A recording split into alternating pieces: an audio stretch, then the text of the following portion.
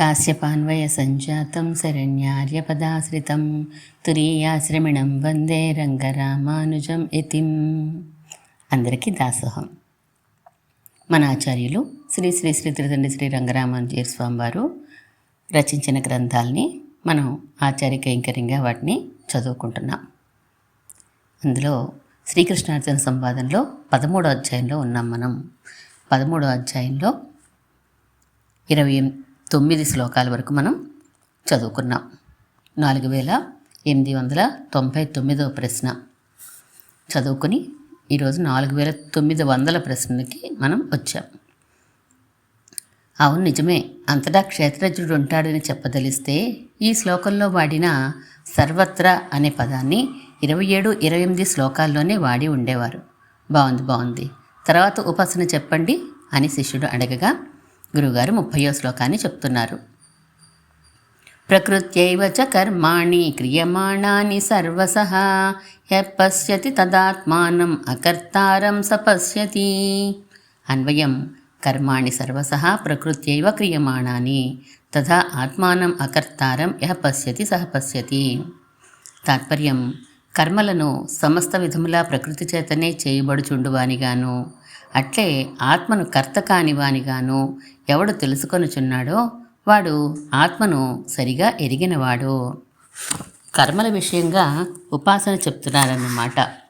అవును, కర్మలు చేయడం అందరికీ కనిపిస్తున్నదే. అది దేనివలన అని తెలుసుకోవడం ఈ ఉపాసన. క్షేత్రం వలననే కర్మలు తప్ప క్షేత్రజ్ఞుడి వలన కాదు అని అనుసంధానం జరుగుతూ ఉండడం సరి అయిన పద్ధతి. అట్టివాడి ఆలోచనే సరైన ఆలోచన అని అర్థం. ఆత్మకర్త కాకపోతే సుఖదుఖాలను ఎందుకు అనుభవించాలి అనే విషయాన్ని ఇదివరకే మీరు వివరించేశారు.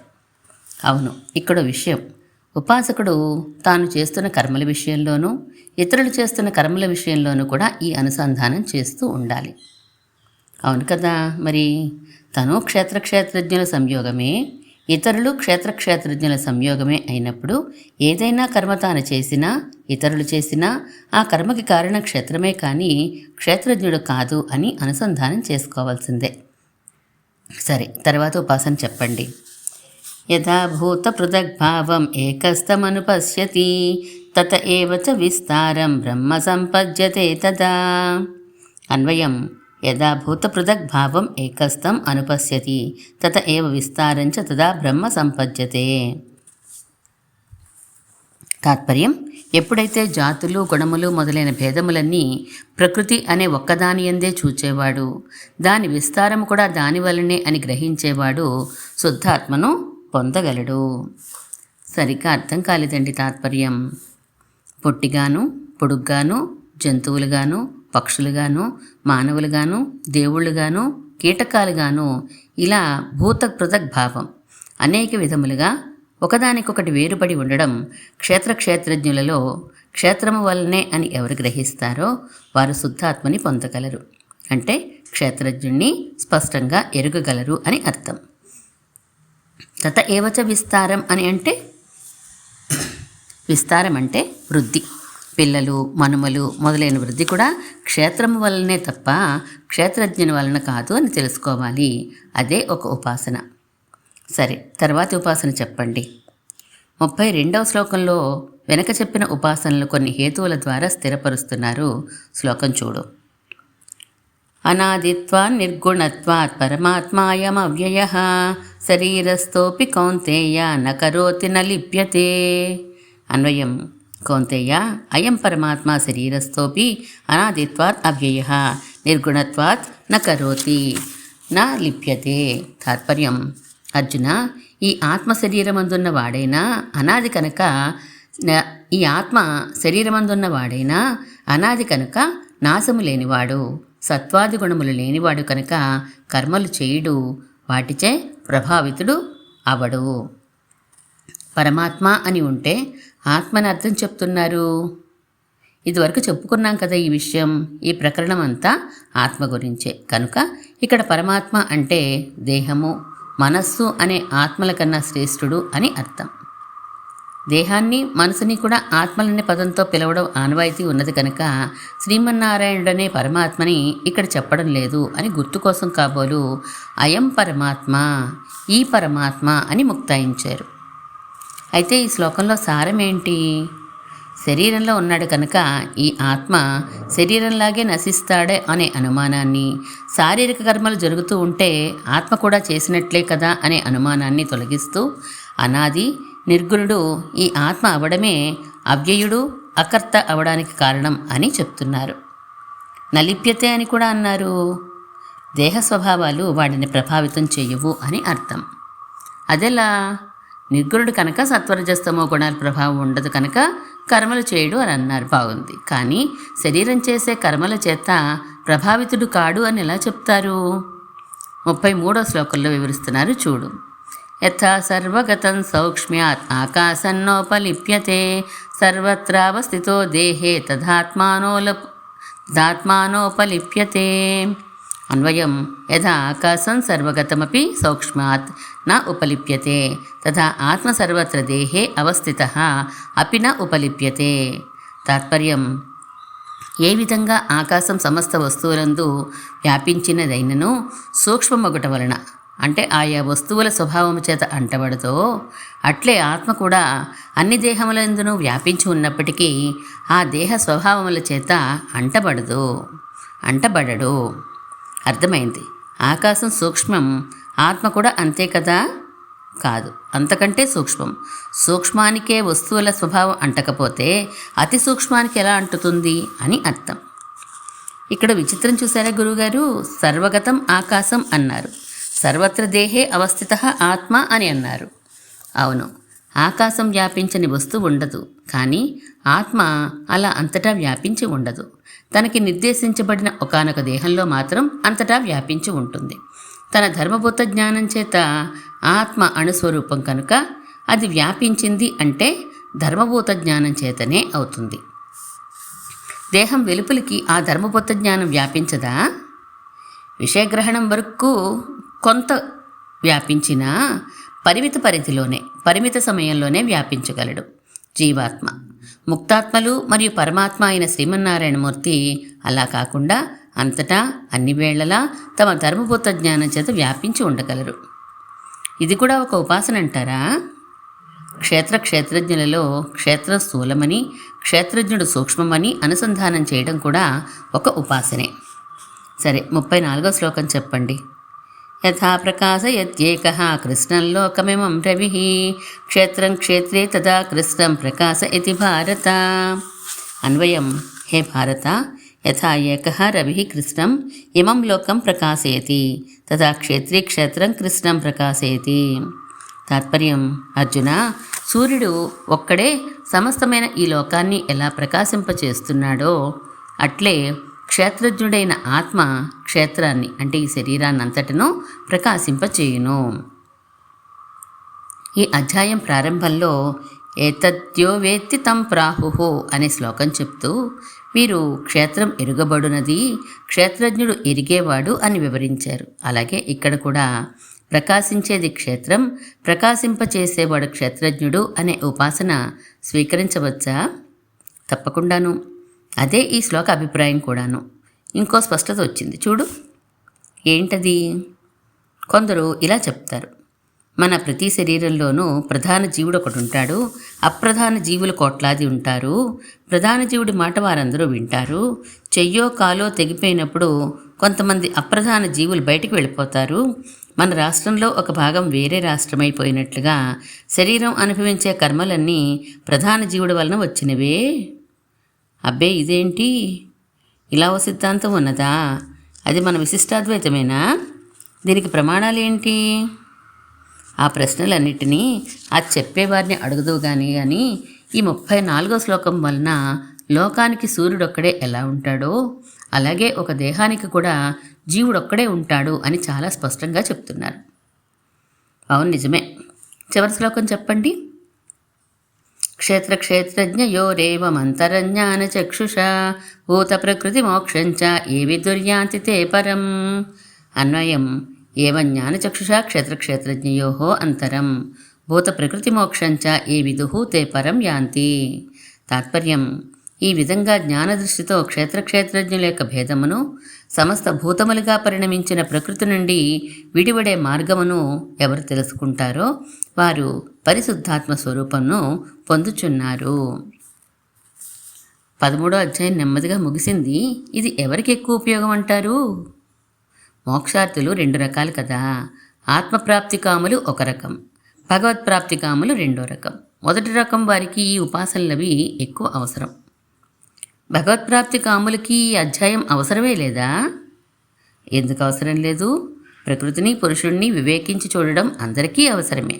ఆ వివేకం లేనప్పుడే కదా దేహాత్మాభిమానం అంటుకుంటుంది. ఆ దేహాత్మాభిమానం లంకిని ఆంజనేయ స్వామిని అడ్డుకున్నట్లు మనల్ని అంతర్ముఖులు అవ్వకుండా అడ్డుకుంటుంది. కనుక భగవత్ప్రాప్తి కాములకి ఈ అధ్యాయం అవసరమైన జ్ఞానాన్ని చేకూరుస్తుంది. ఈ ఉపాసనలు వారు చేయవలసిన అవసరం లేదా?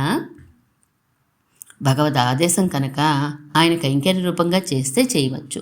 కానీ నేరుగా భగవద్ ఉపాసనకే మార్గాలుండగా ఈ చుట్టూ తిరిగే మార్గం ఎందుకు? అయితే భగవత్ప్రాప్తి కాములు భగవద్ ఉపాసన చేస్తే చాలంటారు. మరి వారికి ఆత్మదర్శన ప్రాప్తి కలుగుతుందా లేదా అని శిష్యుడు అడిగాడు. అంటే గురువుగారు దానికి సమాధానం చెప్తున్నారు. అది అవసరం అనుకుంటే భగవంతుడే ప్రత్యేకంగా కల్పిస్తాడు, లేదా నేరుగా తన కైంకర్యాన్ని ఇచ్చేస్తాడు. అందులోనే ఆత్మదర్శనం ఇమిడి ఉంటుంది. శేషత్వ పారతంత్రాలతో కూడిన జ్ఞాతృత్వమే కదా ఆత్మదర్శనం అంటే. ఓహో, శేషత్వ జ్ఞానం లేకుండా కూడా కైంకర్యం చేసుకోవచ్చా? అలా గీత గీయకు. కైంకర్యం అంటే భగవంతుడి ముఖం వికసించడం. ఆయనే శేషి అనే గ్రహింపు మనకు కలగగానే ఆయన ముఖం వికసిస్తుంది. అయితే మరి 13వ అధ్యాయపు ఉపాసనలు చేసేవారికి కూడా శేషత్వ పారతంత్రములతో కూడిన జ్ఞాతృత్వంగా ఆత్మదర్శనం, అదే పరిశుద్ధాత్మ స్వరూప సాక్షాత్కారం జరగదా? జ్ఞాతృత్వ స్వరూప దర్శనం మాత్రమే కలుగుతుంది. ఈ ఉపాసనలు చేస్తేనే అది తనంతనే లభిస్తుందా? ఈ ఉపాసనలు చేస్తూ ఉంటే సంతోషించి భగవంతుడే దానిని ఇప్పిస్తాడు. అలా పొందిన మోక్షాన్ని కైవల్యం అంటారు, పొందిన వారిని కేవలులు అని అంటారు. శేషత్వ పారతంత్రాలు లేకుండా కేవల జ్ఞాతృత్వమే భాషించినప్పుడు ఆ దర్శనంలో కొంత కొరత ఉన్నట్లే కదండి. ఉన్నట్లే. భగవంతుడే ఇచ్చినప్పుడు ఆ కొరతతో ఎందుకు ఇవ్వాలి? వారంతే అడిగారు కనుక. అన్యాయం కదా. అన్యాయం ఏమున్నది? ఐశ్వర్యం మాత్రం కోరుకునే వారికి మోక్షాన్ని ఇస్తాడా? కైవల్యమే కోరుకునే వారికి మాత్రం కైంకర్యాన్ని అదనంగా ఎందుకు ఇవ్వాలి?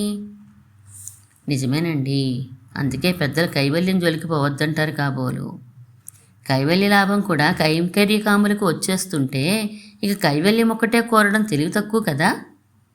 అవును, కైవల్యంలో జ్ఞాతృత్వ దర్శనం ఒక్కటే కానీ కైంకర్యంలో శేషత్వ పారతంత్ర రూప జ్ఞాతృత్వం కూడా కలుస్తుందిగా. 13వ అధ్యాయానికి సంగ్రహ శ్లోకం యామనుల వారు రచించింది విను. దేహస్వరూపం ఆత్మాప్తి హేతు ఆత్మవిశోధనం బంధహేతుర్విశేషస్య త్రయోదశ ఉదీర్యతే. దేహస్వరూపము, ఆత్మను పొందే విధము, ఆత్మలక్షణ వివరణ, బంధంలో ఉన్న విశేషములు 13వ అధ్యాయంలో చెప్పబడినవి అని అర్థం. సరే, బాగుంది. 14వ అధ్యాయం ప్రారంభిద్దామా అని శిష్యుడు అడుగుతున్నారు. గురుగారు 14వ అధ్యాయాన్ని ప్రారంభిస్తున్నారు. అలాగే 13వ అధ్యాయపు 22వ శ్లోకం 2వ పాదమైన కారణం గుణసంగోస్య సదసత్యోని జన్మసు అనే వాక్య వివరణకి బయలుదేరింది ఈ 14వ అధ్యాయం. ఆ శ్లోకం ఇదివరకు చదివాం కానీ ఒక్కసారి దాని భావం గుర్తు చేయండి. 13వ అధ్యాయంలో క్షేత్రం, క్షేత్రజ్ఞుడు అంటే ప్రకృతి పురుషుల స్వరూపాలు వివరించబడినాయి. ఇంకా అమానిత్వం మొదలైన గుణాలని అభ్యసించడం వలన క్షేత్రజ్ఞుడు క్షేత్రబంధం నుండి విడిపడగలడు అని కూడా చెప్పబడింది. అసలు ఆ బంధంలోకి వాడెందుకు, ఎలా చిక్కుకున్నాడు అనే ప్రశ్నకి సమాధానంగా కారణం గుణసంగోష్య అని చెప్పబడింది. అంటే ఈ జీవుని మంచి చెడు జన్మలకి కారణము వాడికి సత్వరజస్తమో గుణముల యందలి ఆసక్తే. ఇంకొంచెం చెప్పండి. సత్వగుణమందు ఆసక్తి ఉంటే ఒక విధమైన జన్మ, రజోగుణమందు ఆసక్తి ఉంటే ఇంకో విధమైన జన్మ, తమో గుణమందు ఆసక్తి ఉంటే మరో విధమైన జన్మ వస్తాయి. ఆసక్తి ఉండడం అంటే అలాంటి అన్ని వివరాలు ఇక 14వ అధ్యాయంలో చెప్తారన్నమాట. మొదటి శ్లోకం చదువు. అలాగే శ్రీ భగవానువాచ పరం భూయ ప్రవక్ష్యామి జ్ఞానానాజ్ఞానముత్తమం యజ్ఞాత్వా మునయః సర్వే పరాం సిద్ధిమితో గతాః. అన్వయం విను. పరం జ్ఞానానాం ఉత్తమం జ్ఞానం భూయః ప్రవక్ష్యామి యజ్ఞాత్వా సర్వే మునయః ఇతః పరాం సిద్ధిం గతాః. ఇంతకు ముందు చెప్పిన విషయం కాక జ్ఞానాలలో ఉత్తమమైన ఇంకొక జ్ఞానాన్ని మరల చెప్పుచున్నాను. దేనిని గ్రహించి మునులందరూ ఈ సంసారము కన్నా ఉత్తమమైన శుద్ధాత్మ స్వరూప సిద్ధిని పొందిరో దానిని చెప్పుచున్నాను. అదేంటండి అలా తాత్పర్యం చెప్పారు? ఇంతకు ముందు చెప్పిన విషయం కాదంటున్నారు, మరలా చెప్పుచున్నాడు అంటున్నారు. పరస్పర విరుద్ధం కాదు ఈ మాటలు? ఓ ఉదాహరణ చెప్తాను విను. డయాబెటీస్ అండి ఆయనకి అని ఇంకొకరితో అన్నారనుకో, వారు అర్థం కానట్లు ముఖం పెట్టారనుకో, అప్పుడు ఈయన రక్తంలో షుగర్ లెవెల్స్ బాగా పెరిగిపోయినాయి అని అన్నాడనుకో. ఈ సందర్భంలో కొంచెం ఆలోచించు. మొదట చెప్పిన డయాబెటీస్ విషయాన్నే మళ్ళీ చెప్పాడు, కానీ మరిన్ని వివరాలు వచ్చాయి. ఆ వివరాలు మొదట చెప్పినవి కావు. అలాగే ఇక్కడ కూడాను అర్థమైంది. పరం భూయః అన్న 2 పదాలు కుదిరాయన్నమాట. జ్ఞానానాం ఉత్తమం జ్ఞానం అన్నారు కనుక ఇప్పుడు ఈ అధ్యాయంలో ది బెస్ట్ దొరకపోతుందన్నమాట. అబ్బే కాదు, 13వ అధ్యాయంలో చెప్పిన జ్ఞానాల కన్నా ఉత్తమ జ్ఞానం అనే అర్థం తప్ప భగవద్ విషయ జ్ఞానం కన్నా గొప్పది ఇంకొకటి ఉండదు కదా. అంటే వెనుక అధ్యాయంలో నీకు అందించిన క్షేత్రజ్ఞానము క్షేత్రజ్ఞ జ్ఞానముల కన్నా ఇప్పుడు ఈ అధ్యాయంలో అందించబోతున్న జ్ఞానము ఉత్తమమైనది అని అర్థం. మునులందరూ దీనితోనే సిద్ధిని పొందారట కదా. మునులంటే ఋషులే కాదు, మనం పర్యాయ పదాలుగా వాడేస్తూ ఉంటాం. కానీ ఋషి అంటే ద్రష్ట, దర్శనమునొందినవాడు, మానసిక సాక్షాత్కారం లభించినవాడు. ముని అంటే మననశీలుడు, ఒక విషయం గురించి మాటిమాటికి ఆలోచిస్తూ అభ్యాసం చేసేవాడు. అయితే ఋషి కన్నా ముని తక్కువవాడా? అలా అనలేం. కానీ ఋషులందరూ మునులే. మునులందరూ మాత్రం ఋషి అయి తీరనక్కర్లేదు. ఋషి అయిన తర్వాత కూడా మననం ఉంటూనే ఉంటుంది కనుక. ఓహో, పెద్దలంతా ఈ జ్ఞానాన్ని అభ్యాసించారన్నమాట. ఏమిటి లాభం దీనివల్ల? ప్రత్యేకించి సిద్ధి అంటే ఏంటి? ఇక్కడ సిద్ధి అంటే పరిశుద్ధాత్మ స్వరూప ప్రాప్తే, కైవల్యమే. అదే అడుగుతున్నాను, ఈ కైవల్యం వల్ల ఏమి లాభం? 2వ శ్లోకం చెప్తున్నారు చూడు.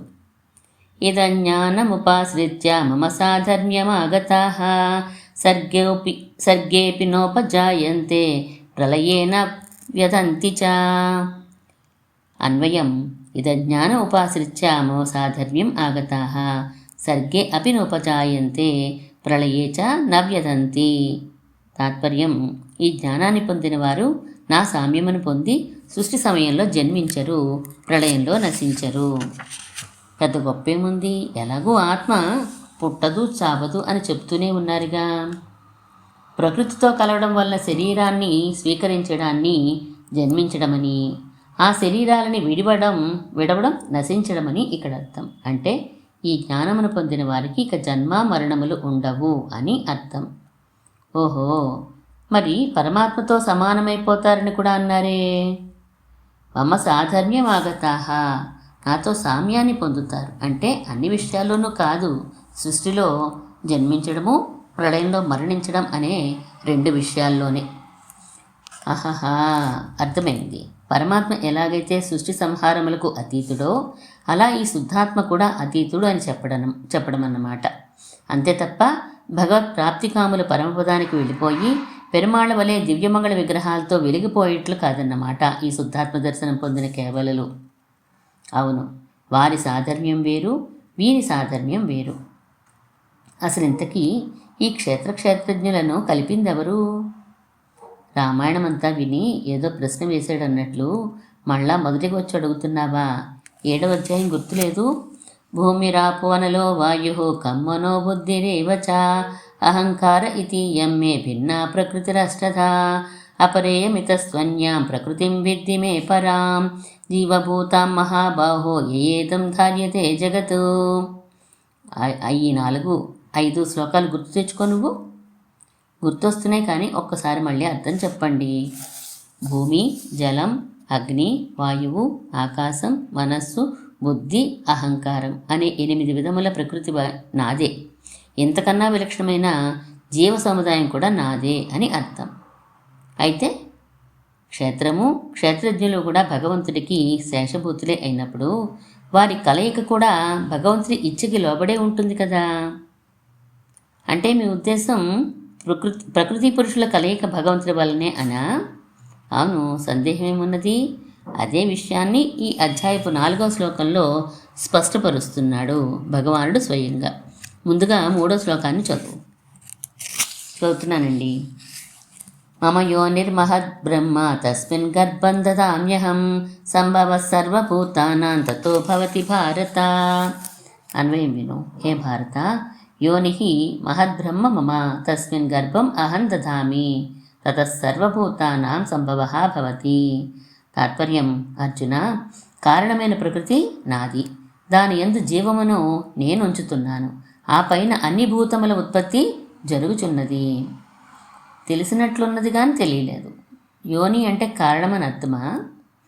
మనమందరం ప్రపంచంలోకి వచ్చే స్థానం కనుక యోని అంటే కారణము అని అర్థం చెప్పుకుంటాం. సర్వజగత్కారణభూతమైన అని ఇక్కడి శ్లోకంలో అర్థం. బ్రహ్మ అంటే ప్రకృత. చాలా అర్థాలున్నాయి బ్రహ్మపదానికి.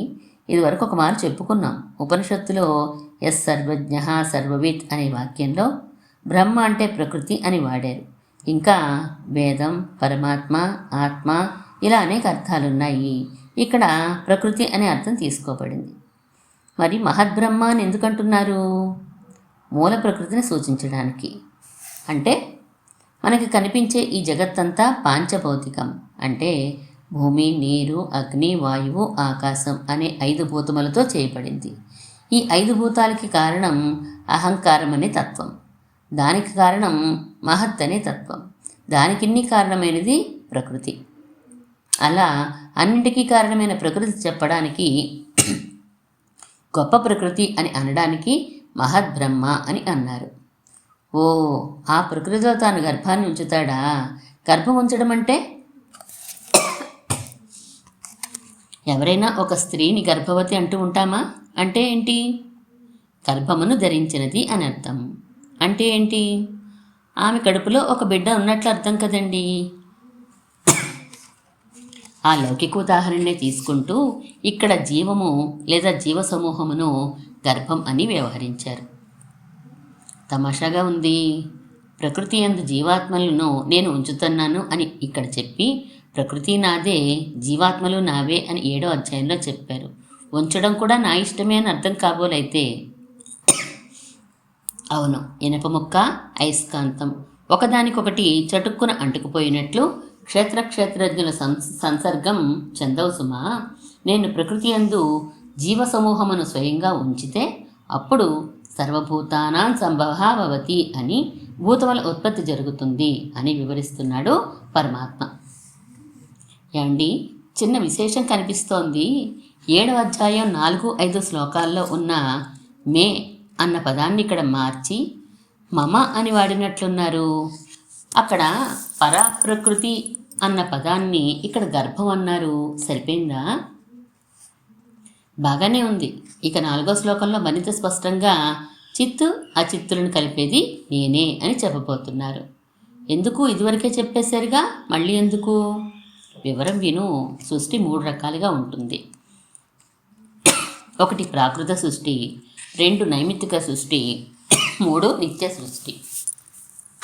అంటే ఏంటండి? ఈ సమస్త బ్రహ్మాండములు అంటే ఈ లీలా విభూతి అంతా ప్రళయంలో కనుమరుగు అయిపోయిన తర్వాత జరిగే సృష్టి ప్రాకృత సృష్టి. అంటే నామరూప విభాగం లేకుండా పరమాత్మ యందు చిత్తు అచిత్తులు కలిసి ఉండగా తాను సంకల్పించి చిత్తు అచిత్తులను విడివిడిగా వెలుపలికి వచ్చేటట్లు చేసి, అచిత్తు దేవ మనుష్య పశు పక్ష్యాదులుగా మారినప్పుడు చిత్తును వాటి అందుంచుట, అనగా చిత్ అచిత్ సంసర్గం కలుగుట ప్రాకృత సృష్టి. ఇప్పుడే ఇప్పుడే అనేక బ్రహ్మాండాలు, వానిలో అనేక మంది చతుర్ముఖ బ్రహ్మలు బయలుదేరుతారు. నైమిత్తిక సృష్టి అంటే ఒక్కొక్క బ్రహ్మాండంలో ఉన్న చతుర్ముఖ బ్రహ్మ ఆయుష్ 100 సంవత్సరాలు. ఆయనకు ప్రతిరోజు రాత్రి అయ్యేసరికి నిద్ర వస్తుంది, పగలు తెలివిగా ఉంటాడు. అంటే ప్రతి రాత్రి ఒక ప్రళయమే. ప్రతి పగలు ఉదయాన్నే జరిగే సృష్టిని నైమిత్తిక సృష్టి అని అంటారు.